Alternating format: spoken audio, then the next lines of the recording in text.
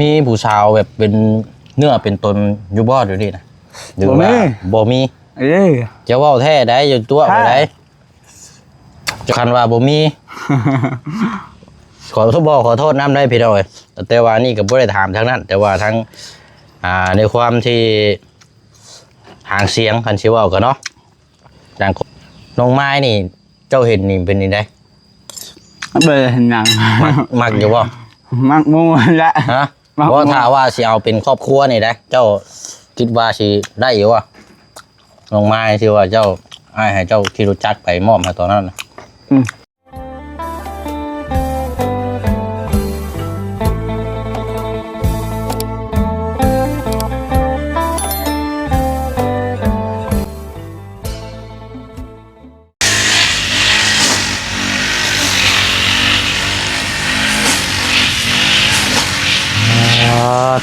เสร็จแล้วมื้อนี้พี่น้องเนาะ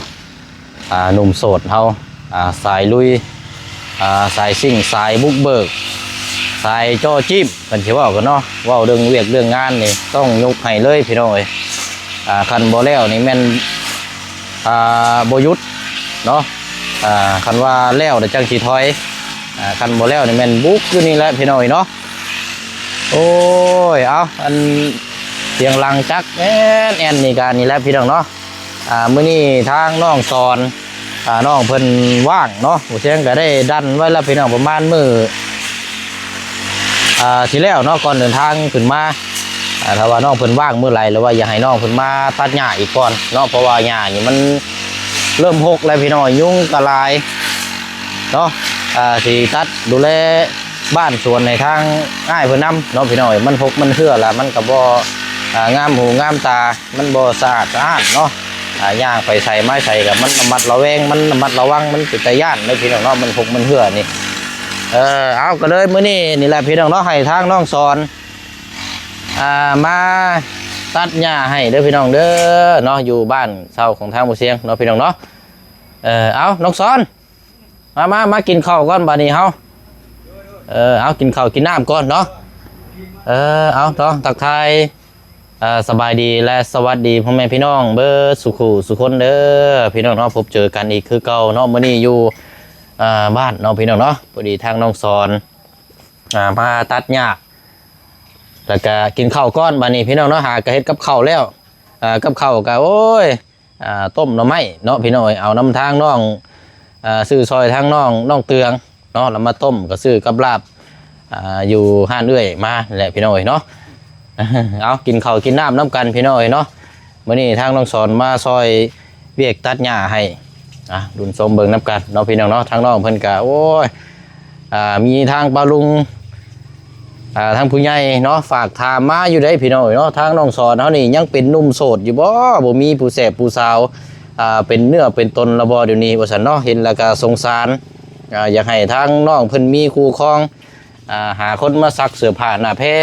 ก็ยังไข่บริษัทเนาะทั้งน้องเฮ็ดเวียกทั้งผัวเฮ็ดเวียกเมียก็ซักเสื้อผ้าซอยบริษัทเนาะก็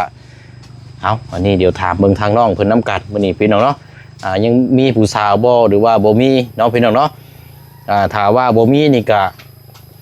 เนาะพี่น้องเนาะมุมมองนึงนี่ก็โอ้เดี๋ยวถามเบิ่งก่อนเนาะแต่ก่อนได้ระยะ 3-4 เดือนผ่านมานี่ทางพี่น้อง FC เฮาก็จิ้มใช่ครับน้องไม้ได้พี่น้องเนาะน้องไม้อยู่บ้านสกีพินนี่แต่ว่าแหละพี่น้องเนาะวันเวลามื้อนี้มาถามเบิ่งน้ำกันก่อนเนาะพี่น้องเนาะเอาแหละพี่น้องเนาะไปกินข้าวน้ำกันแล้วก็ถามน้ำกันเอาสวัสดีตัวเนาะพี่น้อยคืออะไรไข่ย่อยเนาะกล้วยก็อยู่เทิงนี่เด้ออยากก็ใช้เลยถอดก้อนไปยังเสือล่ะบ่ฮ้อนบ่ถอดก่อนถอดก่อนกินข้าวก่อนเนาะน้องเพิ่นมาลุยให้ก่อนพี่น้อยเอาอันนี้ไม่ให้ครับเอากับข้าวเอากันนี่แหละพี่น้อยอันนี้สุกได้ดอกเนาะสุกแล้วก็ต้มแล้วก็อันนี้แหละพี่น้อยเอาข้าวเฮาดูข้าวหนึ่งไม่ไหม้กินนี่แหละพี่น้อยยังร้อนๆอยู่เลยเอาโอเคเอาพี่น้องเด้อ เอาทางหน้าแล้วพี่น้องเพิ่นตัดให้กินนี่ดื่มบ่มากมันสิเดือดก็เดือดแต่โซนในนี่แหละบัดนี้รอบๆนี่ก็มัน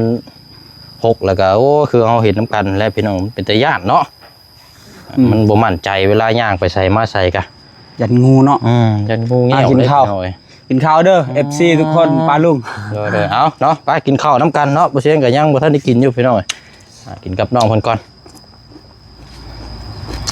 จะตั้งกล้องก่อนแล้วก็นี่ก่อนโอ้อ่ะมึงเด้อขาตั้งกล้องก็บ่ค่อยดีปานใดเลยพี่น้อง ฮ้อนเนาะแดดเนาะ ช่วงมันเป็นบดแน่ฮ้อนแน่สิเว้ากะจักแน่ใดมึงเด้อ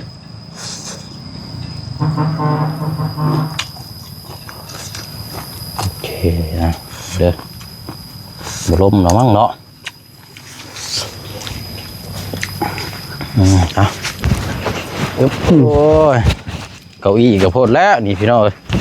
จะเปื่อยไปเลยโพด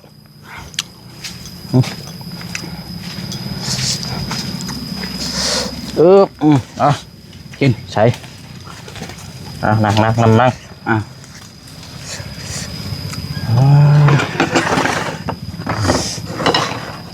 เอาเข้าเอาไปทางนั้นก็ได้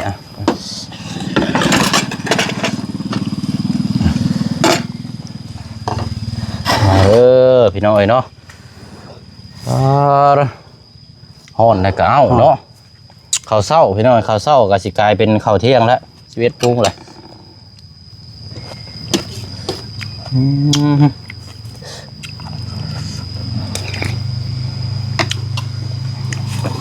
หมดก่อน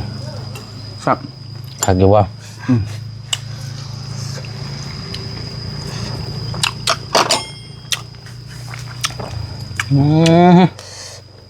ท่าอยู่เนาะเอาทางเราสอนพี่น้องเอ้ยทางกระเจืองนี่ไปปลูกข้าวไปปลูกข้าวก็ได้บ่ได้มีมั้งในทางองสอนนุ่มโสดเฮาเดี๋ยวเด้อย่าสิถามน้ำอันนี้ทาง14เนาะหรือว่าทางผู้ใหญ่เพิ่นก็ฝากถามมาคร่าวๆพี่น้องเอ้ยถามอย่าตัวใด ถามอันนี้รถใดตัวนี้ก็อายุก็ชาวป่าเลยเนาะฮอดแต่ว่าชาวเท่าไร19 18 ปีอยู่ มัดเดือนนี้19 ปี 2008เด้เขาเกิดเดือนปี 2026 ไล่เป็น19เลยใช่เนาะ19เลยใช่พี่น้อง19 ปี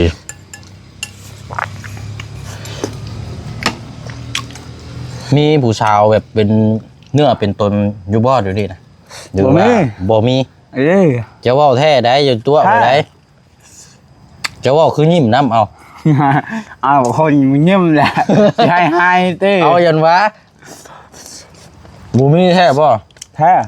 จะก่อนน่ะคือตอนที่ว่าตะกี้นั่นกับผู้นั้นน่ะเลิกกันแล้วน่ะเนาะตะกี้น่ะ ตะกี้เยอะแล้ว เดี๋ยวนี้บ่ได้มีแท้บ่เดี๋ยวนี้น่ะ มันไม่แท้ อ้าวบ่บ่เชื่อเจ้าหรอก อ้าวเอ้ย ร้อยบ่ ร้อย มื้อนี้ฝนตกช่ำจะตัวข่อยได้คันว่าบ่มี ขอ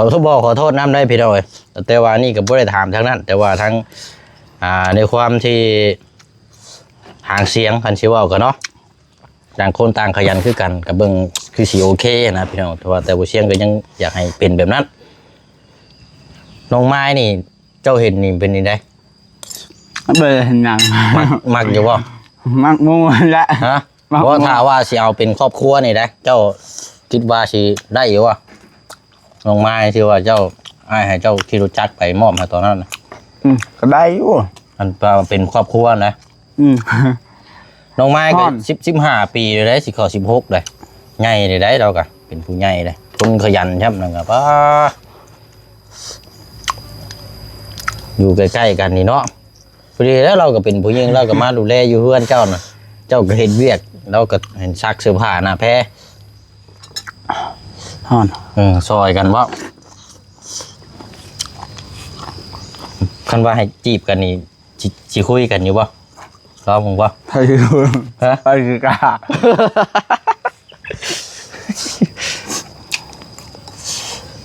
ฮ้อนเนาะ สิได้ทางนั้นก็จะว่าเรามีผู้ว่าแล้วบ่จักเนาะ ผมมีบาตะหงแล้ว ฮะบ่ความห่างเสียงหรือเพิ่นว่าห่างขยันแต่ว่าต้องไปถามทางนั้นเบิ่งอีกเด้นี่บ่ถ้าว่าเป็นไปได้นี่คือคุยกันบ่คบหาคุยกันบ่ถ้าว่าทางนั้นบ่มีก็ คุยกันบ่ เลย โบแน่ได้พี่น้องเนาะทั้งเธอนี่เพิ่นฝากถามมาโดดจังเธอว่าถ้าว่าเจ้าว่าโอเคกับน้องไม้น้องท้ายน้องไม้นี่ค่าดองนี่เพิ่นบ่ได้ให้เสียจักกีบซ้ำบ่จักเจ้าเพิ่นสิแต่งให้เด้อบ่จัก ไผสิมักคอย ฮะ ไผสิมักวะ โอ้มีเดียวว่านั่นน่ะเจ้า มีแต่พอเท่าอยู่เฮือนไผเอาเนาะ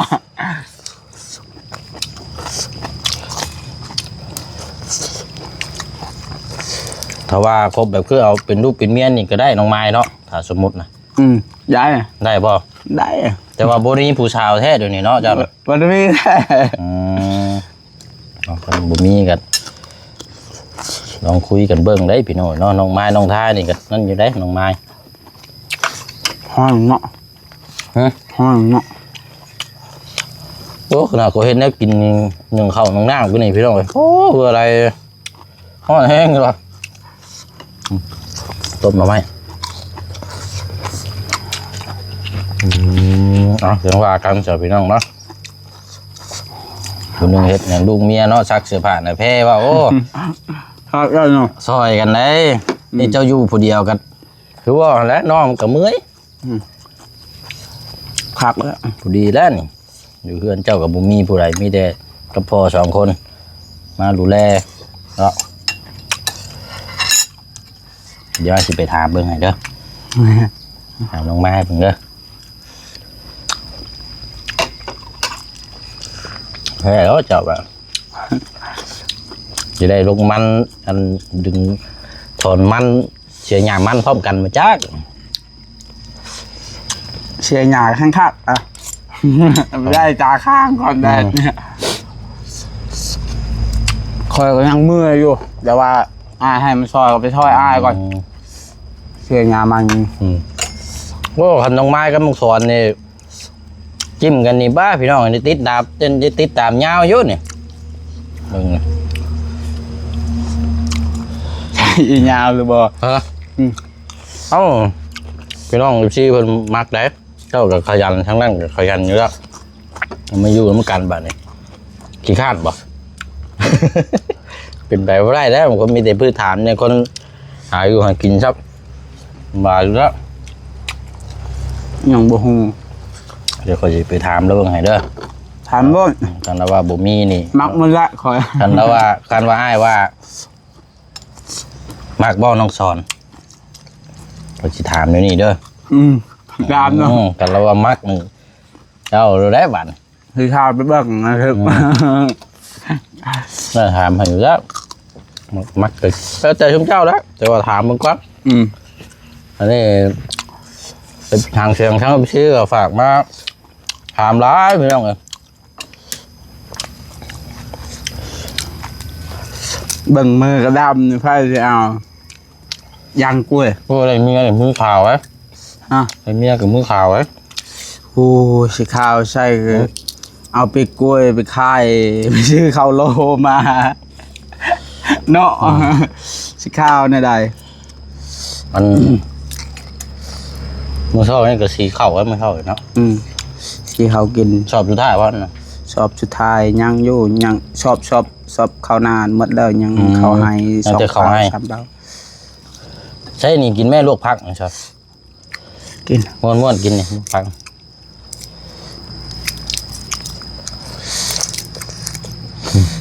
กินข้าวบริลายช่วงนี้เถื่อกับมือหนึ่งคำหนึ่ง เอ้า เมื่อยเฮ็ดเวียกเด้เลยบ่ได้กินปันใดเขา คนเราให้เบี้ยปลายแล้วมันก็กินมาแซ่บเนาะ กันกินข้าวก็ซ้ำลมอ่ะบ่ปานใดแล้ว ข้าวได้กินกับ ข้าวบ่ใช่ นี่กินแบบกินแก้กระเพาะซื้อนะ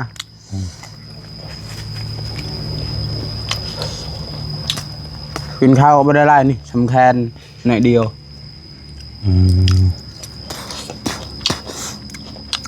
มือนึงกินกับคาบนึงกิน อ้าวมีกินเอาเด้อ ช่วงแรงมันเท่ากับกินกล้วยแล้ว แมง อิ่มเนาะ กล้วยก็ถึงหัวน่ะ ว่ะ ใช่ไรคืออะไรก็ชุบกับประจักอยู่ในมั้ง สุกแล้วฟ้าตัดกล้วยนั่นเนาะคากันเลยตัดอยู่ทำเลย เจ้าบอกเจ้ากับบ่ได้มาแต่เฮิงเลยเนาะตั้งแต่ตัดหญ้าพุ่นเลยเนาะแต่ตัดหญ้าพุ่นนึงบ่ได้เข้ามาเลยน้องสอนก็ได้มานี่พี่น้อง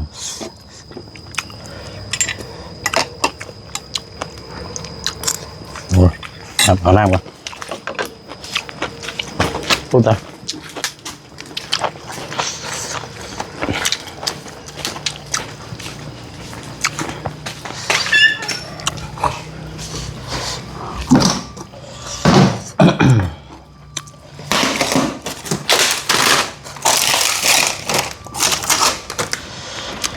เบาเสื่องตัวกมัน หอมแท้นี่พี่น้อง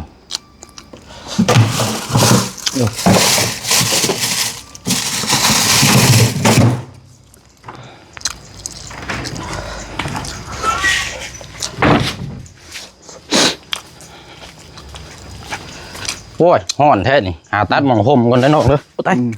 บอดตัวเกือบเบรกบ่อยู่กินนี่ไหลพิษทางราดขี้ต้มอ่ะ ขอบใจ ไม่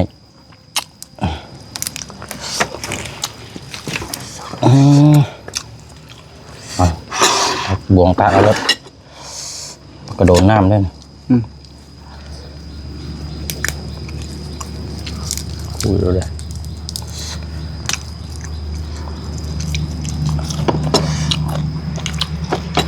โอ้มันมีลมเลยเนาะดูโฮมแบบนี้นะชิมีลมเนี่ยจังหน่อยใครได้เนาะ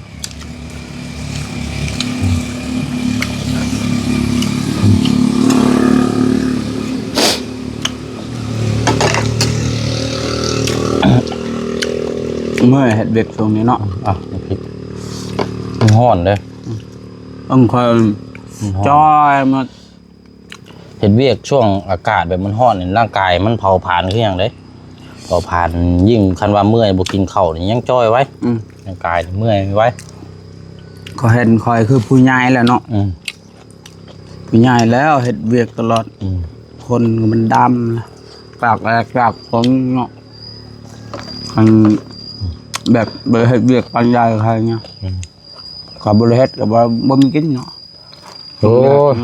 งานก็คุ้มมือถึงมาเบิ่งคอยมีคือผู้ใหญ่มันบอกคนนี่ประมาณเช้าปลายแล้วไอ้เบิ่งนี่เราคิดทำนั่นเห็นประมาณเช้าจะคอยเฮ็ดเวียกเด้ตากแดดตากฝนหน้าก็เลยแบบเช้าห้านี่แหละไปยังก็ว่าเช้า4เช้า5คนเฮ็ดเวียกเฮ็ดงานกับคนเฮ็ดเวียกนี่มันแตกต่างกันเจ้าบัดคนเฮ็ดเวียกเฮ็ดงานมันเบิ่งคือผู้ใหญ่โดยคือแบบคล้ายๆแบบคือคนรับผิดชอบมาแล้วมันก็เลยเบิ่งคือคนอายุหลายประมาณนี้นะเอาตัวนี้ก็ได้ยันแหละยังงามประมาณนั้นนะ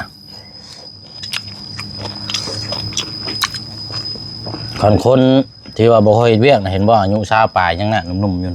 งามแล้วยังงามยังรออยู่ไปไม่ได้นาฮะ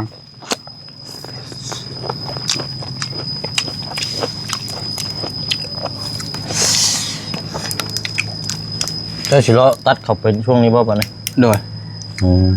มัดตุกนึงเนี่ยเพราะได้ตัดทีนี้เนาะยันมันจังว่าบ่ยากดอกน้ำมันน่ะยันติคนนั่นแหละสิล่มก่อนเบิดกับซื้อมาไหมซื้อมาไหมตัดมัดดอกบ่ยากดอกเอายันมันมัดน้ำมันเด้ยันติคนนั่นแหละสิเป็นลมอันนี้มัดแล้วแถวนี้แปลนมันแล้วยังแต่ใครจะตัดแถวข้างสวนนี่เดี๋ยวนี้นี่มันยันหกหรือยันงูแถวกำมองสารทั้งตายายเนี่ย กันนะโค้งมา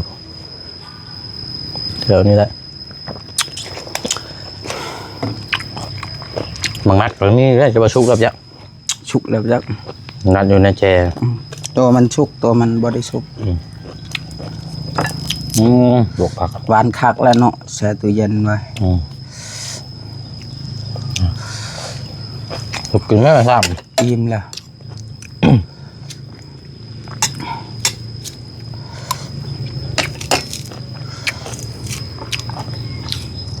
กินข้าวบ่ได้หลายเนาะเมื่อยเนาะ ำมันเมื่อยแล้วแต่ว่าเขากินข้าวบ่ได้เขาก็กินพวกแบบนี้แล้วกินอื่นไปน้ำ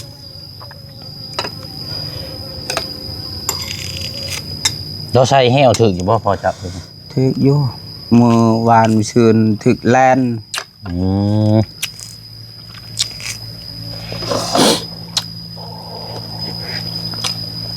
หักเลยอย่างเดิน หมูป่าบ่ค่อยมีป่ะ มีคือกันถึกบักใหญ่มันหลุดเด้ ถือตัวใหญ่มันรุด แบบมันขาดเชือกเลยมันแห้งโพด ต้องเอาอันเชือกเอ็นเชือกเอ็นอันแม่ก็อันเข้าห้องนะมันจังสิอยู่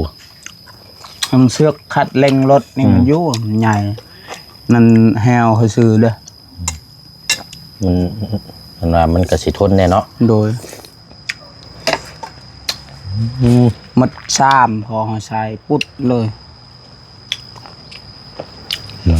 มัดซ้ำลำโอ้หันได้นั่นพอได้กุมอยู่ดอกบ่ได้กุมยังกุมซื้อเขากิน แล้วมาเฮาก็ขายอยู่แล้วเนาะขายเฮาก็ซื้อข้าวกันเนาะก็กิน เราเสียค่าน้ำค่าไฟนั่นหรอกเวลาเขาเอาลูกเอาเมียเด้มื้ออื่นก็ไปส่งบัตรเชิญอีก เว้ยนี่รถนี่แหละ โอ้บางทีชาว3นี่พูดบัตรเชิญอยู่เฮือนเฮาเดี๋ยวนี้คุม ขึ้นเพื่อนไม่บ่หรือว่า เขาเอาเมียเด้ เอาเมีย ดูเอาเมียแล้วเอาผัว ผัวตัวแคนเนาะ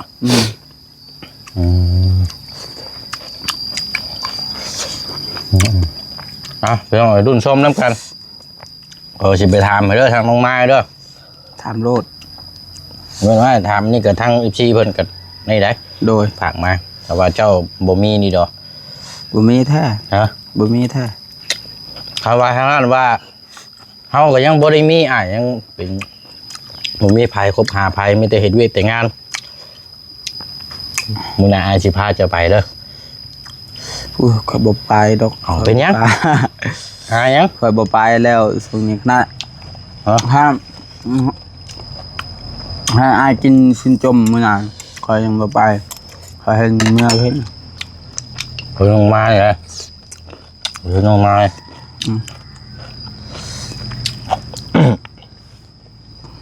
โดยคันแม่นเดินติดตามยาวอยู่เด้อพี่น้อง